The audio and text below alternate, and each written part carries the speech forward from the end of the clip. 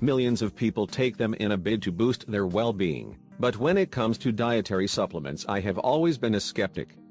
Over the years, I've seen so many of these pills or potions hailed as the next big thing, only for them to come to nothing, or even in some cases to make your health worse. Take beta-carotene. This antioxidant, found naturally in vegetables such as carrots, was very popular as a supplement. That is until a study, looking at whether it could help prevent lung cancer in smokers, found that those taking high doses of beta-carotene were dying sooner than those who weren't. One possible problem with supplements is that once you start taking them, your body immediately thinks you no longer need that substance from your diet, so it stops extracting it from what you're eating. Since your body is so good at compensating, it always seemed to me that unless you're genuinely deficient in something, supplements are expensive and unnecessary. That's why I've shunned them, preferring instead to get all the nutrients I need from eating a balanced diet rich in fruits and vegetables. So, you can imagine how dubious I was when asked to take a supplement that would apparently improve my eyesight. And my complete surprise when it actually worked. We were intrigued by some groundbreaking research at the Nutrition Research Centre Ireland, at the Waterford Institute of Technology, that suggested that by boosting our intake of certain nutrients you can actually make your eyesight better. Their research centers around a part of the eye, called the macula.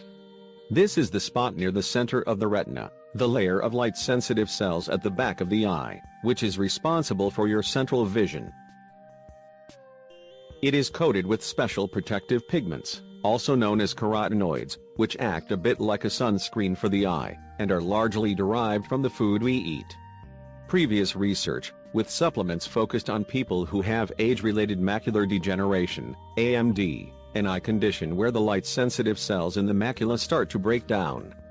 It is incredibly common, and the leading cause of sight loss in the UK, but there is some evidence that by boosting your intake of these pigments you may slow its progression. However, what the Irish study, called CREST, discovered was that with supplements you can also improve the vision in people with no existing eye disease. Basically, even if your eyesight is already good, they say you can make it even better. Apparently these macular pigments are not just protective against damage, they also play a role in vision, helping us to see detail more clearly, for example. And, according to the researchers, their levels decrease as we get older. One important thing these pigments do is filter out blue light from the center of the retina, explains John Nolan, the professor of nutrition and human health, who led the recent trial. Blue light is famously emitted by electronic devices, such as smartphones and tablets, but it's also given out by energy-saving light bulbs as well as daylight.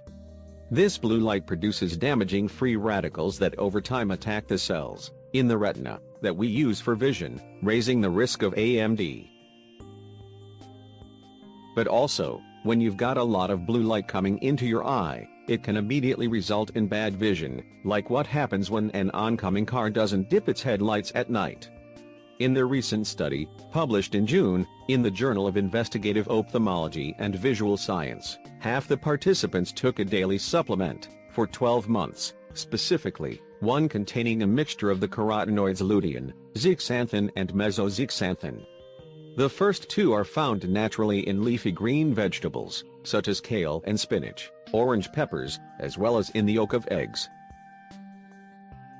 Though mesozeaxanthin may be present in some fish and seafood, it is apparently difficult to get in high quantities in diet, and is mainly made in the body itself. For our experiment, we wanted to see whether we could produce the same benefit through food. 10 willing volunteers, all with normal eyesight, who agreed to drink a daily smoothie containing ingredients such as kale and kiwi, for 5 weeks. Unfortunately for me, I was traveling a lot, so for convenience's sake it was decided that I should take the supplement instead. But first I was subjected to a battery of sophisticated eye tests, at City University in London, which are used by pilots, to examine all aspects of my vision and establish my starting point. And this was where I had my first shock. I'm short-sighted, and have worn glasses since I was 10, but once I'm wearing them I've never had any problems. What's more, I'm a fan of eye-friendly foods. I regularly eat eggs for breakfast and love kale and peppers. But when I took these tests, where, for example, you are shown very faint, colored arrows zooming around, and you have to determine which direction they are going in, they found that while my eyesight was generally what you'd expect for my age group, my ability to detect the colors yellow and blue was considerably worse than average. It was very poor. The damage may have been caused by the fact that I was, unknowingly, a type 2 diabetic for several years, until I lost a lot of gut fat while intermittent fasting. It was worrying, but the real surprise was to come later. After 5 weeks of the smoothie diet, our volunteers were given blood tests which found raised levels of lutein in their blood, but there were no significant improvements in their eyesight.